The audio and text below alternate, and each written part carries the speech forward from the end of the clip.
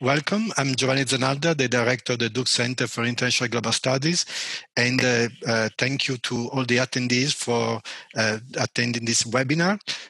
This is a conversation with the Ambassador Series, and it's part of the Rethinking Diplomacy program at the Duke Center for International Global Studies and supported by a grant from the Trent Foundation. Today, this is the second installment of this new series, and we are extremely honored to have as a guest Ambassador Christopher Landau, the U.S. Ambassador to Mexico, and Ambassador Duddy, who is the director for the Center for Latin American and Caribbean Studies and the fellow of the Rethinking Diplomacy program, will introduce the Ambassador Landau, and then Ambassador Landau will provide some initial remarks, and then we will start the conversation. All the questions to Ambassador Landau should be sent through the Q&A function. I will collect them and I will ask the questions on behalf of the audience to Ambassador Landau.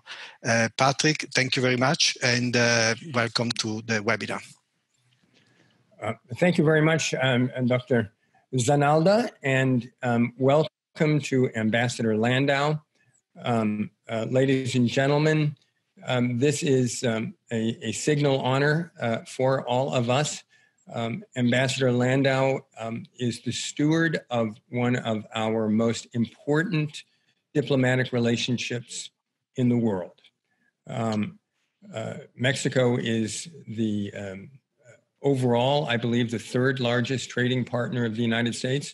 But as of several months ago, it may well now have the largest trading relationship in goods of any nation in the world.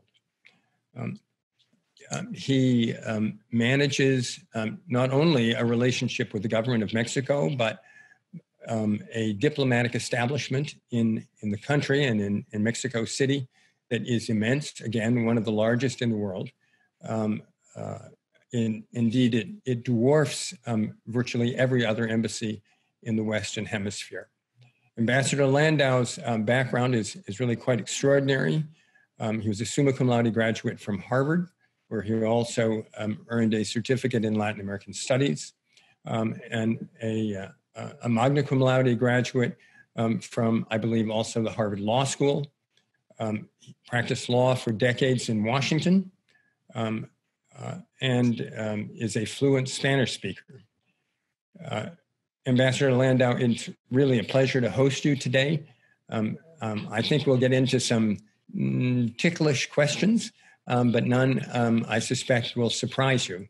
However, before we take a deep dive into the bilateral relationship, as a former career diplomat, and one who knew your father, also a career diplomat, who served 3 times as ambassador in the Western Hemisphere, one of the things I've been dying to ask you is, in your experience, what is it that you, as a politically appointed ambassador, bring to the table, and how would you distinguish your role, or what do you believe some of the advantages are to the background you bring to your particular position?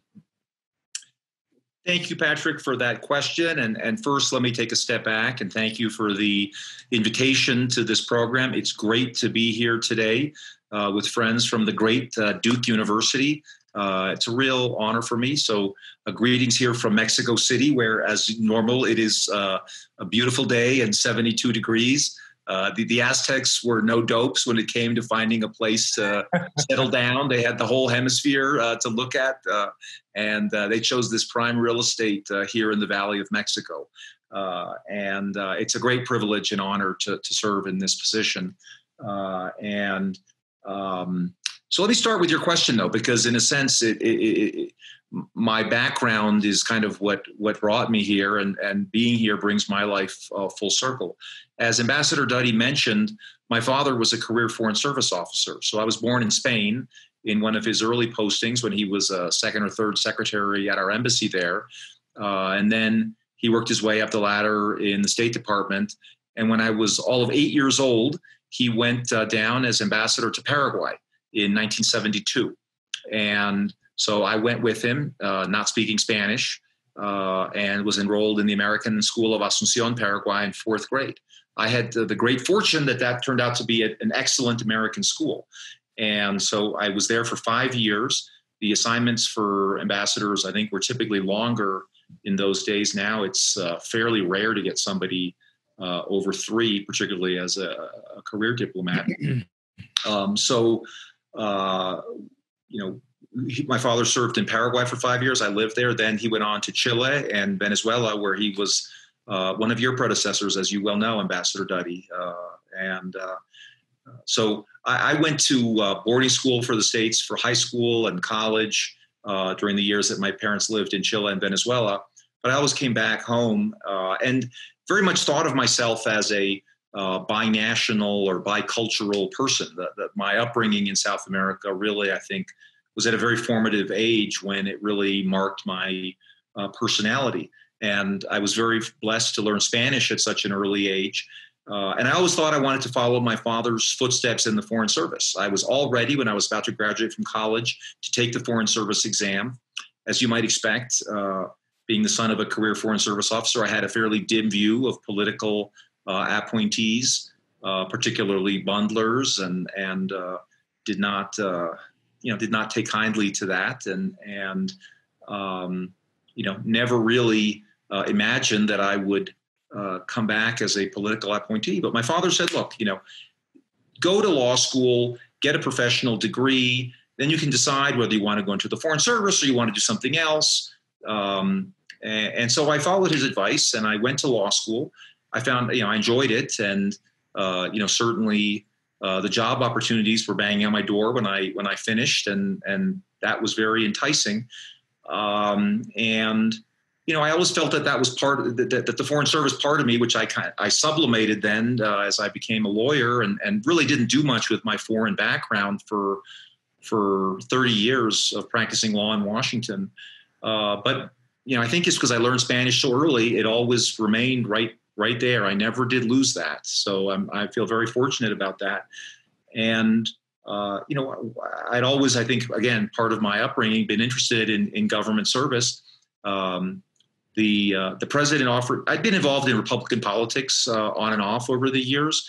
And the president offered me a judgeship, and I said, I'd rather be ambassador to Mexico. And the post was vacant. And so he offered me the job, and here I am. Going to Ambassador Duddy's question, I think political appointees can be effective. I don't think they're always effective. I think, some people, I think you can demonstrate excellence in many ways in life. And I think it is,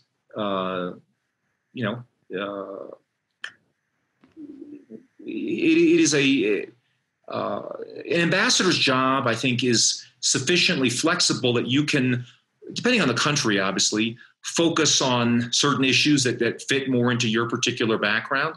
I think very highly of the professional men and women of our foreign service. But I do think that there are advantages to being a political appointee. I know lots of people in the administration in Washington, which obviously my father did not as a career diplomat. And I think those relationships are very helpful. And I think as a political appointee, there's a sense that you're on the team. And I think they're, particularly as our politics has become more polarized over the years, I think that is something that I think foreign service officers don't always get the benefit of that doubt, which pains me to say that as, again, a child of the Foreign Service. I mean, I wouldn't be here today if it weren't for the Foreign Service. My parents were both immigrants and came to this country with nothing, and really, were able to make their mark in the country thanks to the Foreign Service. I owe my education to the Foreign Service, so I'm very grateful. But I find that I feel like I have a certain sense of freedom. I'm quite active on social media, which, it can be a very positive thing, but it can also be tricky. I mean, if you're sending out, I think I've sent out 7,000 tweets since I've been here. You're bound to have one or two that people can, get all bent out of shape about. And I just feel like it's the kind of thing that in the Foreign Service, I think a career person would feel probably somewhat constrained not to do that. I think, constrained is the word that strikes me. Yeah, I just think I feel a greater sense of freedom. And again, it can be abused. I mean, just like any freedom. But I feel like the bureaucracy nowadays puts a big premium on not taking risks and not sticking your head up. And I think as a political ambassador, I don't necessarily have those same constraints. I can actually take risks and I can do more unconventional things. Again, unconventional isn't always good, but I think sometimes it is. And so I think there are advantages to being a political ambassador that you don't have if you're a career foreign service officer. And again, I say that with all respect. Obviously, there are advantages to being a career foreign service officer too. As you work your way up the ladder, through experience, as in anything in life, you see people who've made mistakes. You kind of get a sense of it. I feel very lucky. I mean, honestly, for me, I think having grown up in a foreign service family, my father retired when I graduated from college. So when I was 21, so basically my whole young adult life, I was observing him. And I think he was a very skilled practitioner of diplomacy. And a lot of that, just in terms of more maybe personal habits and just being kind of attuned to the way other people are thinking and doing and acting. I think some of that goes a long way in this business. So I'm sorry, that was a very long answer to a very straightforward question. Well, I will get to something very specific, though, because I know you have some general remarks to make about the bilateral relationship. And one of your most recent comments strikes me as especially pertinent. You are a child of immigrants. Immigration is one of the thorniest issues in the U.S.-Mexico bilateral relationship. So as we invite you to say a few words about the overall tenor of the relationship and how it is you have found working in Mexico City on behalf of the government of the United States, how have you handled questions particularly on, and we'll get to issues of crime and trade and energy, but also how have you handled issues of related to immigration, both legal and illegal? Yeah, your question, as your introduction, goes to, I think, what makes the U.S. relationship with Mexico so unique, that with a lot of countries in the world, the U.S. relationship is focused maybe on one overriding issue or maybe a couple. The relationship with Mexico is, I think, unique in just the incredibly broad spectrum that it covers. As your question suggests, there's migration, security, economics. Those are the big three. But then there's a host of other things. There are environmental issues along our common border, pollution of the Tijuana River, or there's water treaties between our countries that come due. There are consular issues. This is the largest consular operation in the world in terms of giving visas to Mexicans. More Americans visit and live in Mexico than any other country in the world. So it's a very, very multifaceted and complicated relationship. And it's always like playing three-dimensional chess. And then again, you're playing it against the backdrop of a very fraught history. I mean, our countries have fought a war. We've had several skirmishes more recently. So, just this past weekend, I was in Veracruz, the main port on the Gulf of Mexico, where there are, two U.S. interventions. And, again, it provides a backdrop that every Mexican school child learns that always colors the relationship. Going specifically to the question of migration, it's been a big topic for a long time. It was getting much better in the last, I'd say, 10 years as Mexico's own economic situation improved. The numbers had been declining since about 2009, 2010. They have zoomed back up this year with the economic crisis unleashed by COVID here. And so I'm quite concerned with the economic situation in Mexico and with the resulting, I think, pressures on migration. So it is very much a key topic on my agenda. But it's also morphed over the years, because when we talk about the migration issue, we were typically talking about Mexicans migrating to the United States. And the traditional pattern has been single adult males, mostly in their 20s and early 30s, or even late teens, 20s up to early 30s. In the last couple of years, we started to see a very new migratory phenomenon, which is people from third countries transiting through Mexico to go to the United States in very large numbers. In fact, last year, the numbers of those non-Mexicans exceeded the number of Mexicans detained at our southern border, I think, for the first time. There was a big push, particularly out of the three so-called Northern Triangle countries of Central America, Guatemala, Honduras, and El Salvador, but not limited to those countries. So there are, not insubstantial, thousands or tens of thousands of migrants who've come to Mexico from places like Haiti, Cuba, Bangladesh, Kazakhstan, Congo, Angola, really all over the world.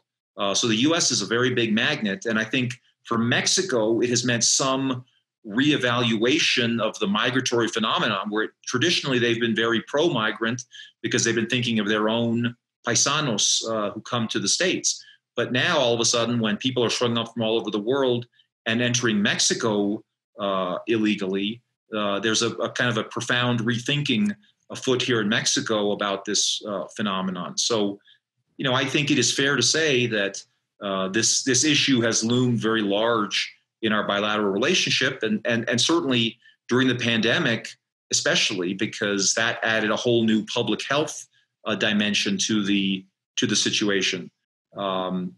We had an agreement with Mexico last June where, when President Lopez Obrador came in the previous December, so December of 18, he kind of said, well, we welcome all of our Central American or our brothers and sisters from the Americas, come to Mexico.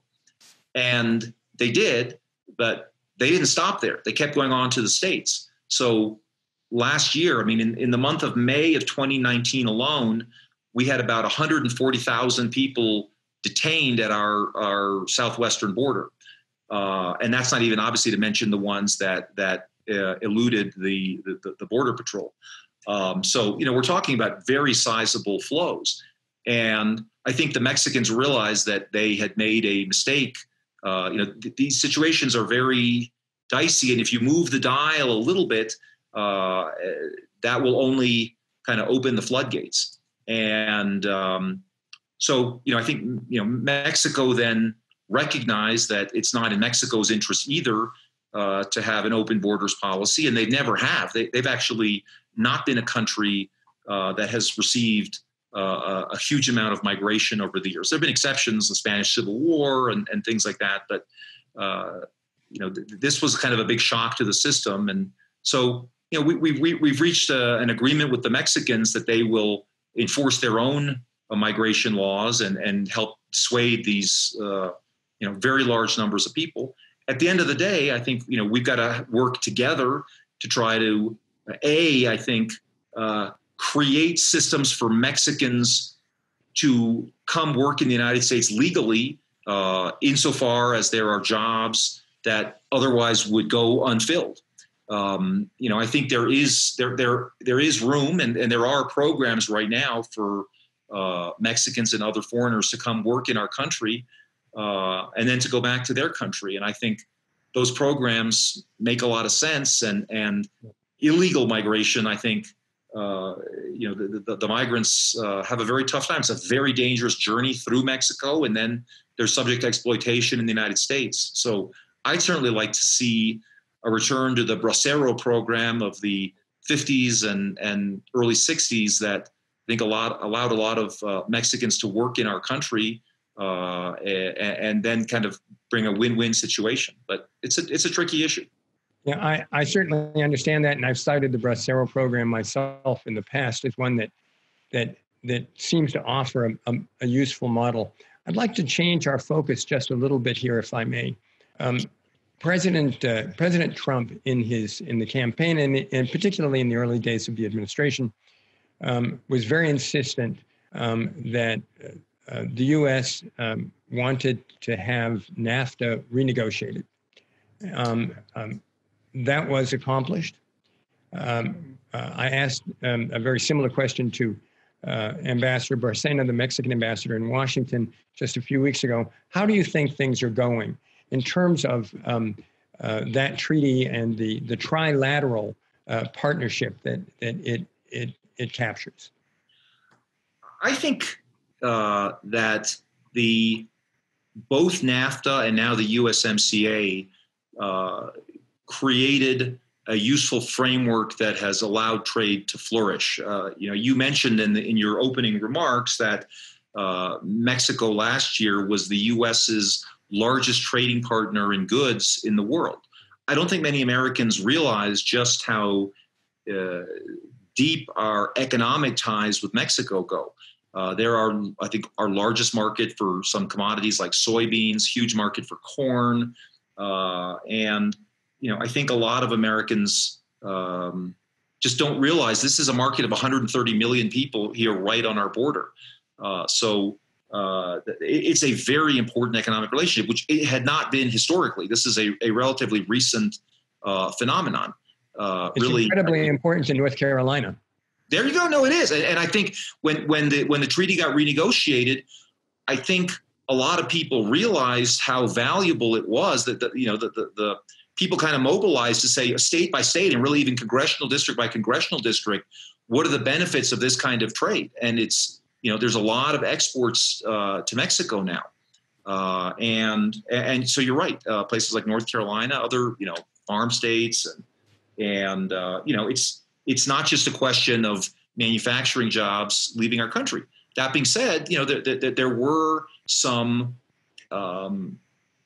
structural problems with NAFTA. It had certainly gotten outdated over 25 years. I mean, 1994 was before cell phones or, all the digital commerce. And, it is a good thing, I think, to take another look at these kinds of treaties. And certainly NAFTA did not include labor protections. It's very tough. I mean, I was just at some maquiladoras in northern Mexico, right along the border last week. And, I asked, like, how much do these employees make? And it was about $10 a day. Obviously that is nowhere in the same league as what people can make in the United States, which is one of the, challenges from a migration point of view. But also in terms of economic policy, you have to have a level playing field to make a free trade agreement work. And so, Mexico has now, in its own domestic law, as well as its treaty obligation, agreed to certain labor reforms that are going to hopefully level the playing field. I mean, in terms of real collective bargaining and labor rights and allowing union activity to flourish here. The wages in Mexico had actually fallen below those in China over the last number of years. And so, again, it's, I think, frankly, that, these agreements are good to signal that the U.S. and Mexico are on the same team, and Canada. There are always going to be trade frictions, particularly in the agricultural sector. There's ever since I got here, actually for 25 years, there's been a big dispute about tomatoes with growers in Florida and Georgia in particular. Not psyched about competition for Mexican tomatoes, as you might expect. And but I think that the broader story is that we're on the same team. I think NAFTA and now the USMCA will. The idea is that it creates a framework, at least, to resolve investment disputes, which should make investment flow in both directions. There's not insubstantial Mexican investment in the United States as well. And but this is a tricky time. I mean, obviously, it came into effect this July in the midst of this pandemic, and so right now it's just a tricky time. We haven't seen a flood of new investment. I don't know if that's due to the pandemic or due to the Mexican government's policies. We'll see. We'll see. But, I guess my bottom line is that it's a very, very important economic relationship. And I think, let me just add one last point, that in 93, when NAFTA was enacted, it passed by the slimmest of votes in the U.S. House and Senate. It had to go through both because it also involved some implementing domestic legislation. And I think that the vice president was on hold in the event of a tie and all that. I think it's telling that, in a world where both the president of Mexico, López Obrador, and our president, Trump, were kind of open skeptics of NAFTA, that both came around and ultimately, they tightened it up and they fixed it quite a bit. But at the end of the day, they didn't jettison it. And I think that was a real prospect. And I think it's a testament to the strength of this economic relationship that's been created, that it not only has survived, but in both the House and the Senate, this time it was about a 90-10 vote. And, in our Congress nowadays, it's not easy to get a 90-10 vote on almost anything. Yeah, absolutely nothing. Another thing occurs to me as we talk about the economic relationship, and even the notion that disparities north and south, in one sense, fuels immigration to the north, but also fuels industrial migration to the south. But there is a factor that plays often in the American media, and I'm wondering if there's if you could speak to the issue of how the U.S. and Mexico are cooperating in dealing with transnational crime. Some of the video that we've seen, particularly of the Sinaloa cartel and other armed groups in Mexico, is really alarming. And at the same time, we both know that huge numbers of Americans go to Mexico for vacation, and that indeed the flow over the border is nonstop. Yes. So is cooperation possible? Is it happening? It's a very challenging part of our relationship. Just to answer your question specifically, yes, it's possible, and yes, it's happening. I'd like to see more, frankly, on both sides of the border. As with immigration, I think on security, it's not as if the United States can just say, Mexico, please go fix this problem. I mean, right. We bear a large part of the responsibility, and I think can't really realistically expect the problems to be solved unless we do a lot on our side of the border. On migration, again, we'd like to see Mexico create more economic opportunities for its own people so that they don't feel compelled to migrate. But at the same time, they're going and they're getting jobs in our country.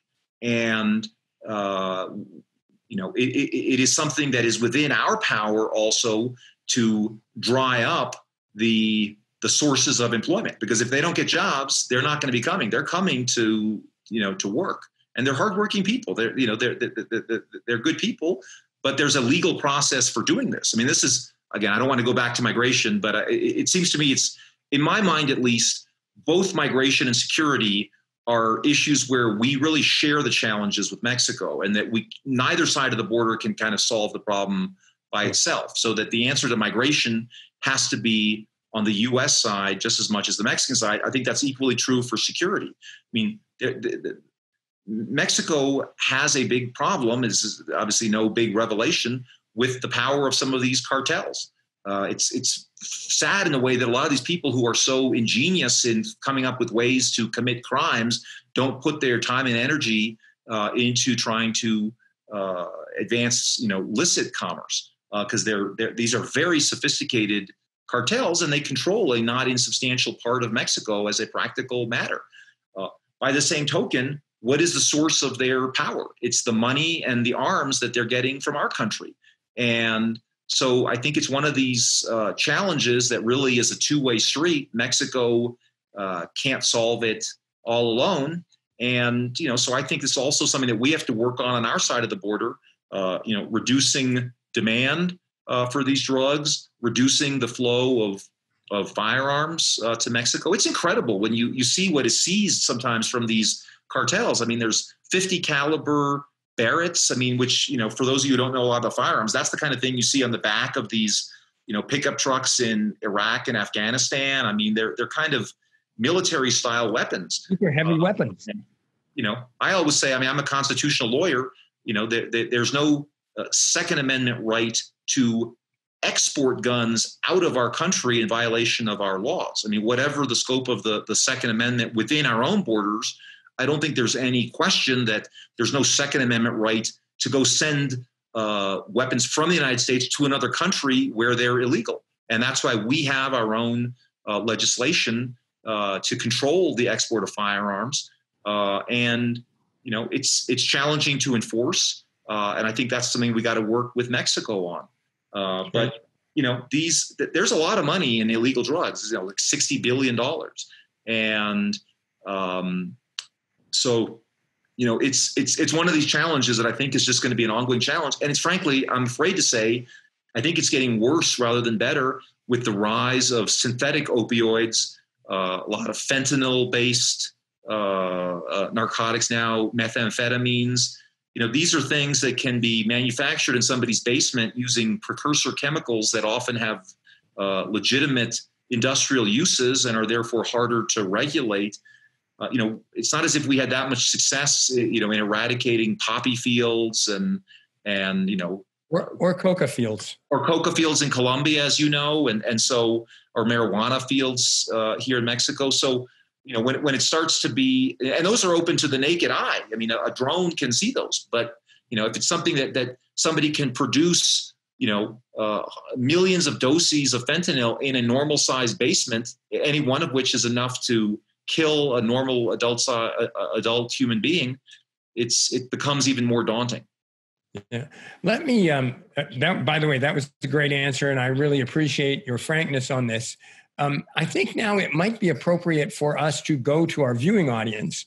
I would love that. And take a question. Giovanni Sanalda, what do you have for us? Well, thank you. We have a lot of questions, so I will suggest to answer briefly to most of them if you can.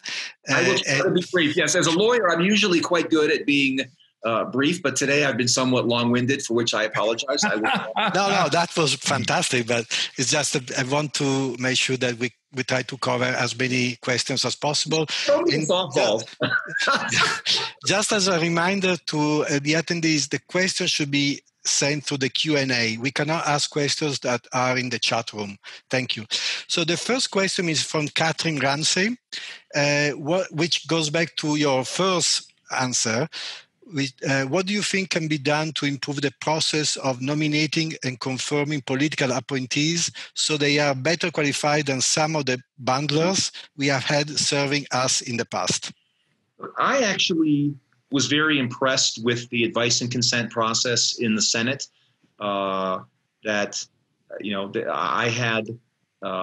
very substantive interviews with, I think, 15 or 16 members of the Foreign Relations Committee during the process. Obviously, that's somewhat unusual. I think it's a testament to the importance of the U.S.-Mexico relationship. I think this is something that both parties, both major political parties in our country have traditionally rewarded large contributors with embassies as political prizes. And, I'm a political ambassador myself. I'm not a bundler. I didn't give the president a nickel in the last election cycle. And so I'm very grateful that I got appointed nonetheless. And honestly, some of those people are very distinguished people. I mean, the fact that you give a lot of money could indicate that you are, a very capable person. It doesn't necessarily indicate that. And I think, I hope that the Senate, I hope that the president, from whatever party, whoever the president is of both parties, will take seriously his or her role in terms of finding qualified people, whether they be foreign service officers or people who are qualified through other experiences in life, and that the Senate take seriously its responsibility to really scrutinize those qualifications. I think that's the process our Constitution sets up, and I think the process can work. But I think it's kind of become part of our political game that ambassadorships are chits that are given out for contributors, and I think it's a very important position in our system of government, and so again, I think this is probably the son of a career foreign service officer speaking here, but I think that's something that I hope we as a country can take a very, very hard look at, and again, I get very frustrated when I look at the number of embassies that are open for skilled foreign service officers, and obviously as the number of political ambassadors increases, the opportunities for career foreign service people decrease, and that's there's a real cost there as well. So I think that's that's the way our system operates, and we should try to encourage both our executive branch and the Senate to undertake their responsibilities with a great sense of seriousness, because it's a big job. Thanks. Giovanni, did you have another one? I've certainly seen one very interesting question. Go ahead. Asking the ambassador to speak just for a moment on Mexico's foreign policy, and in particular, the kind of dialogue you've been able to achieve, for instance, in talking to Mexico about its relationship with countries like Cuba, and more recently, they were both in, but have seemingly withdrawn a bit from the Lima group that was trying to restore democracy in Venezuela. Is Mexican foreign policy something that you can also address in a regular way with access to the government? Sure. That is an interesting question. I do a lot of these kind of virtual events. I think it's the first time I've ever gotten that one, or the one about the Foreign Service, frankly, for that matter. So, I this crowd, your friends here at Duke, Patrick, are definitely thinking out of the box, and I appreciate that. Before I got this job, I read a lot about Mexican foreign policy, and the State Department has some amazing resources, and I happen to know some of them just because of my own personal connection there. I'd seen they do a series of oral histories with former diplomats. So I know they had done one for my father, Patrick. I don't know if they did one with you, the Office of the Historian. But they're very interesting, and you can find them all online. And so I went back and I looked at the ones from Mexico, and it's probably about this thick. I printed it out. I probably am guilty of having a tree cut down in the forest for the paper necessary for this. But it went back to a vice consul, I think, in Hermosillo in the 1930s. And it was basically went up to about the turn of the millennium. So it's basically the 20th century after the Mexican Revolution. And it was fascinating because there was a lot of comments about Mexican foreign policy, about U.S.-Mexican relations. These are just oral histories with a wide variety of people who had served in the U.S. mission in Mexico, from vice consuls in some of the more far-flung parts of the country, to ambassadors, to economic attachés, labor attachés, consular officials, the whole gamut. And the constant refrain there, which I was aware of as I was growing up, was that Mexico in the 20th century was often a very kind of prickly foreign policy as far as the U.S. was concerned. It was one of the tenets of Mexican foreign policy never to get that close to the U.S. and to kind of play a somewhat more non-aligned hand. I think as Mexico has really opened up politically over the last 20 years, there have been a lot of changes in that. And I think particularly with President López Obrador coming into office a year and a half ago, I think a lot of kind of traditional assumptions about Mexico and its foreign policy no longer hold true. And I think they're no longer, kind of knee-jerk against the U.S. in international fora by any means. I think, to the contrary, it's fair to say that President López Obrador puts a very high value on a good relationship with the United States. I think for any number of domestic political reasons and international reasons. So, Mexican foreign policy, I would say, is, it's certainly, quite independent of the United States. They have different positions, as they have historically on Cuba and now on Venezuela as well. As Ambassador Duddy said, they left the Lima group, which was, trying to kind of find ways to, ease Maduro out. And I think, they're still committed to, or they are committed to democracy, but they also want to play a role as a mediator that requires them, or that I think that they find value in keeping ties to the Maduro regime. They have not recognized Guaido as many other countries have. And, I think overall relations between the U.S. and Mexico are very good. And I think the kind of anti-Americanism that was often attributed to the Mexican foreign ministry for much of the 20th century, I think has largely dissipated. And I have found them very, very congenial. Again, they don't always agree with us, but we always have very frank conversations. Right. Giovanni, do you have another question for the ambassador? Yes, this has to do with human rights, and is from Laura Zambrano. Oftentimes, the human rights and economic agendas in Mexico-U.S. bilateral relationship are often at odds with each other. How do you, as representative of the U.S., weigh the need to protect or strengthen economic interests with regional governments in circumstances in which gross human rights violations are occurring or have occurred, sometimes with the coverage or participation of the federal municipal police? It's interesting. I have never found any conflict between economics and human rights in Mexico. Mexico has a democratic system, and it has it allows foreign investment, and I think foreign investment creates jobs and wealth. There certainly are human rights issues in Mexico where people sometimes disappear.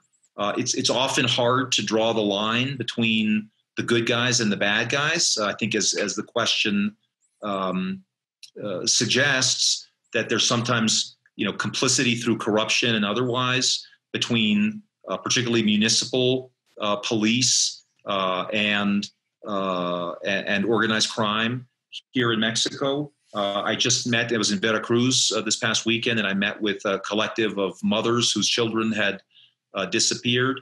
It's different than the kind of disappearances that there were, let's say, in a place like Argentina in the 70s, where it was something where the government itself was really, ordering this for political reasons. Here, almost always, it's people who got on the wrong side of a cartel. Sometimes it's political with local political chieftains, but it's. I don't think that the federal government of Mexico is directing any widespread violations of human rights. I think it's more a question of the ability of the Mexican state to achieve a monopoly on the use of force, and particularly the Mexican central government. Mexico, like the United States, is a federal republic and has federal officials, state officials, local officials. And nowadays in Mexico, in contrast to the 20th century where everything was the free, now those are often of different political parties.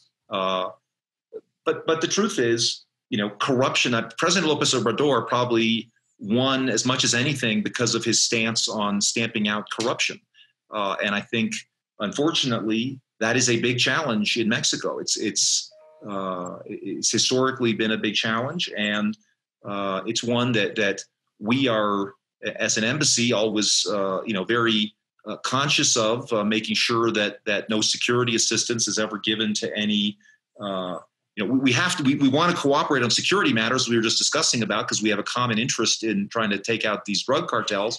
But we also want to make sure that no security assistance is given to any units that have human rights violations. But I wouldn't say that I have encountered that, economic investments are being made in a way that jeopardizes human rights, or that I think there's any real tension there. Thank you. Thanks. And I know we have lots of questions in the queue, and I have lots that I would also love to get to.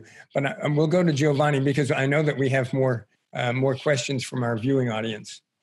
Sure. This is from Lourdes Bejo. She is the regional director of Brand USA in Mexico, and she praises the relationship between you and the Mexican Minister of Tourism, Miguel Torruco. And her question is about where do you feel the travel exchange can be enhanced for both countries on this travel recovery period, and what strategic alliances to help expand the US-Mexico air connectivity should be done? Yeah, look, this year of the pandemic has been particularly devastating for the tourism sector, which is an important sector in Mexico. And, it's an important sector in our country, too. I mean, there's many kinds of tourism. About 2/3 of the Americans who come to Mexico come over the land border. And, if you live in El Paso and you come to Ciudad Juarez for dinner, I don't know whether most people would think of that as tourism, but I guess it could be classified that way. You can have medical tourism where people come over from San Diego to get their teeth fixed in Tijuana. There's a lot of cross-border traffic. Well, as those of you on the call may know, the U.S. and Mexico agreed right as the pandemic was starting back on March 20th that we would limit the crossings at our land border to prevent a lot of this cross-border traffic, which is obviously quite susceptible of spreading the virus. Somewhat shockingly to me, frankly, those restrictions have been extended month after month and are still in effect, at least through this month, and they may be extended yet again. That's not my call. The CDC makes those recommendations and does that with the Department of Homeland Security. But it's been very tough for these border communities where there's a lot of interchange and there's a lot of commerce on both sides of the border. There's people in these Texas towns who rely on Mexican shoppers, let's say, or Mexican patrons for their restaurants, as well as families who live on both sides of the border. Then, of course, there's what I think a lot of us will more classically think of as tourism, like the big planes that go to Cancun and Puerto Vallarta. But when the pandemic started, those all basically stopped. And so, and it's been a tough recovery process. The hotels here, to the extent they're operating, and I think by now most of them are operating, it varies by state to what extent you can operate, but a lot of them are operating at 30 or 50% maximum capacity, as well as restaurants. We do have some American tourists coming, to flying back. But, it's something that I just enjoy traveling around the country. It's one of the great joys of my job, getting to know Mexico.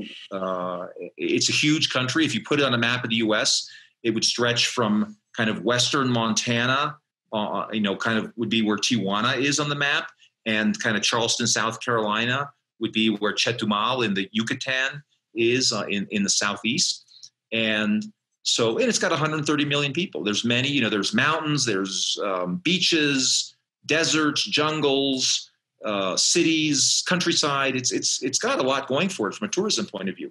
But again, that's going to be a very tough sector, I think, to have Americans coming back until there's a vaccine. And it's tricky for me as the ambassador to encourage people to come at this point, given, some of the, the health hazards that there are. So it's something that I'm very committed to. The tourism minister here is a good friend of mine, and we've taken some trips together to see different parts of the country. And I plan to keep doing that. Again, I don't mean to get long-winded on this answer, but let me just say that, I think part of my message now is that, this isn't going to go away from one day to the next. And we have to get used to the new normal and, going around, obviously following the health protocols that are in place. But, I've been traveling quite a bit around Mexico. I've been gone each of the past 6 weeks to a different state in the country. and visiting factories, other investments, and different government officials. That's kind of part of my job as ambassador. Not to stay at home, but to go out and about. And Mexico is just an incredibly rich, beautiful, and diverse country. Thank you. Thank you, Giovanni. Yes, there is a question from Aaron Colston. After the SCOTUS ruling in Hernandez, will you pursue offering damages in the formal apology to the family of Sergio Hernandez for the shooting of their son by Border Patrol agent Jesus Meza? Look, I mean, the Supreme Court has ruled, and I think everyone will respect the Supreme Court's ruling. I think the Border Patrol has a very tough job. I don't know that apologies and all that kind of stuff really always advances the ball. But I'm here. I'm a diplomat, so I want to do what I can to improve U.S.-Mexican relations and to keep them on a good path.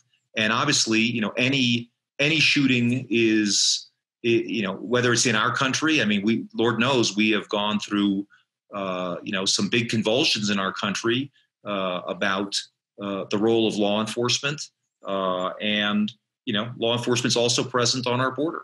And again, I think our Border Patrol agents are doing a tough job under difficult circumstances. Frankly, more difficult now than ever with the pandemic.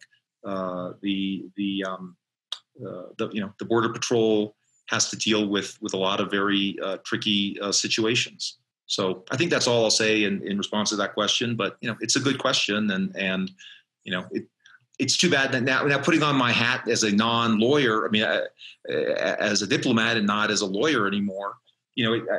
It's always too bad when things get caught up in lawsuits. One of the interesting things is I can work with American companies to try to resolve, investment disputes and everything until the point when it enters adjudication, and then I have to step aside. And it makes me sad in a sense when that point is reached, when things get to lawsuits, because it just tends to reduce the flexibility to find win-win solutions. And it's kind of like, okay, well, now it's kind of like somebody's got to win and somebody's got to lose. So again, I think my desire is certainly always to avoid that.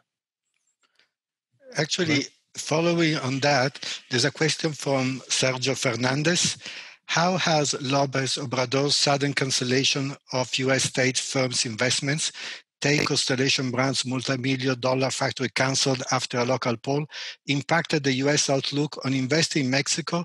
And are any policies being considered to protect U.S. investments in Mexico? Well, it's one of the benefits of having a trade agreement is that people can bring disputes before that international body. I hope it doesn't get to that point where people run to that dispute resolution arbitration mechanism, because I think it's always healthier to try to resolve things amicably and look for a win-win situation. The cancellation of that beer factory was, more than $1 billion investment up in Mexicali along the border. And it went to a consulta popular, which was like a popular vote of the citizens. But it was kind of the first week of the pandemic, and there was less than a 5% turnout, and it was defeated. And, I guess it is worrisome to me as someone who wants Mexico to do well, because I think it's in the U.S. national interest to have a prosperous neighbor. If big investment projects are put to popular vote, I mean, certainly in our country, at least, we don't have a direct democracy. We have a representative democracy where the people freely elect their representatives, and then there's the representatives, set up a regulatory system, and there are ways to handle complex projects like, a big factory. And I think there are problems with kind of doing plebiscites and referenda on these kind of projects. It certainly sends, I think, a very tricky message to those who would be investors in Mexico or any country. If you get all the regulatory approvals, but then you have to go to the vote in some local town. Again, you think you want to have good community relations, of course, but put it this way: if Mexico or any country wants to attract investment, the most valuable thing they can do is set up a clear and understandable framework of rules, and then people decide whether they want to invest or not. And the more uncertainty that you bake into that process with things like plebiscites and things like that, the more you're going to scare off investment. So if you're serious about attracting foreign investment, I think you have to think long and hard before you go down that path. Thank you. Let's see. We are almost out of time. Nevertheless, there was one quite complicated question in the queue that perhaps you could give us just a minute on, and that has to do with what has become known as the Mexico City policy, as we are apparently celebrating or about to celebrate the 40th anniversary of that policy, which prohibited U.S. contributions to organizations or states that, if I remember correctly, that promoted or financed abortions. This is one of those things that pops up from time to time when we study U.S.-Mexican relations. And I was wondering if that is something that has been on your agenda, or is it really something that is no longer a part of what the embassy does on a routine basis? I think it's just called the Mexico City policy because I think the United Nations happened to be having a conference in Mexico City. I think that was in the 80s when that policy was announced. So I don't think it's really anything to do with U.S.-Mexico relations as opposed to a policy that the U.S. happened to announce in Mexico City. So this policy hasn't really come up for me again because it's not really a U.S.-Mexico issue. It's more of just a U.S. International policy in general. It's not one that I have a say in or that we here at the U.S. Embassy in Mexico have a say in. Great. Let's see. Giovanni, do we have one more quick question for Ambassador Landau before we sign off? Yes. This is actually a sort of light question, but I love that. Why didn't you exactly do it now? Well, because it's a good ending, right?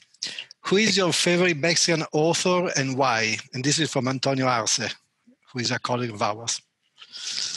That's a great question. I was very blessed when I was in college to have the chance to study Latin American literature.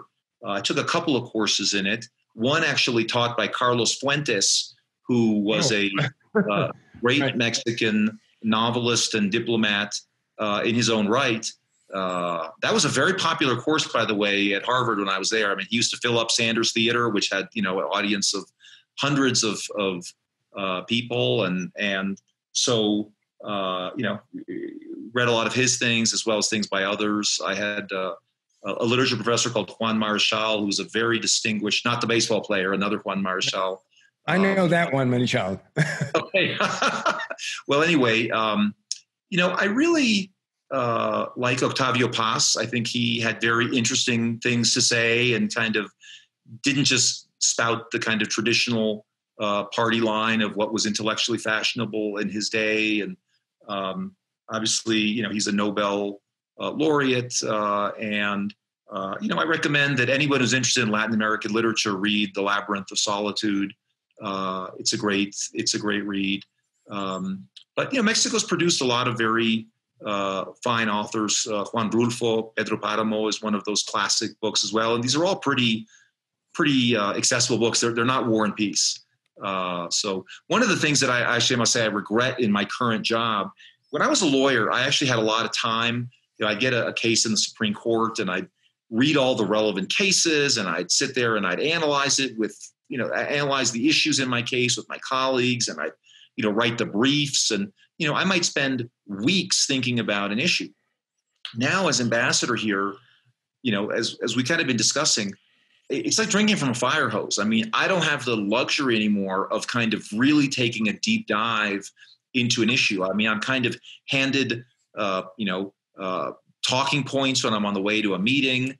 And, it's really a luxury. And I envy those of you who are at a university setting that if there's an issue that interests you, that you can really take a deep dive. And I'm somewhat frustrated in my current job that I just don't have that luxury. And so take advantage of it while you can. It's great. There's a lot of very interesting issues in Mexico. It has a very rich history, and U.S. relations with Mexico have also been a very interesting subject. So anyway, I'm very grateful to all of you for taking the time to be here today as part of this discussion. Again, I feel very blessed to have this job. For me personally, as Ambassador Duddy said, it's kind of like coming back to my childhood where I grew up in embassies and watched my father do this, and my mother as well. I mean, she was definitely part of a diplomatic duo, and that's a whole other conversation, how the role of women has changed, and it's very, very different now than it was 40 years ago when my parents were in the diplomatic service. But anyway, I feel very blessed to have this opportunity to serve our country, and I've enjoyed, notwithstanding all the frustrations and challenges that come up, and there are many in both capitals, here in Mexico City and in Washington. It's a very, very rich relationship, and I appreciate your interest in it. It's one, I think, I always say this, but I think it's our most important diplomatic relationship in the world, that what happens in Mexico directly impacts our domestic peace, prosperity, and security in the United States. And I think we underestimate that at our peril. And certainly likewise, what happens in the United States directly affects Mexico. So, it's really, it's a great pleasure to be involved in this relationship. It's challenging, but it's important work. And so I'm really blessed to have the opportunity to do it. Thank you for your interest. Ambassador Landau, this has been terrific. And we appreciate particularly knowing how busy you are. And I can only imagine, but particularly knowing how busy you are, that you could take so much time with us. For that, we are very, very grateful. Thank you. And I hope we can bring you to campus one day. I would love that.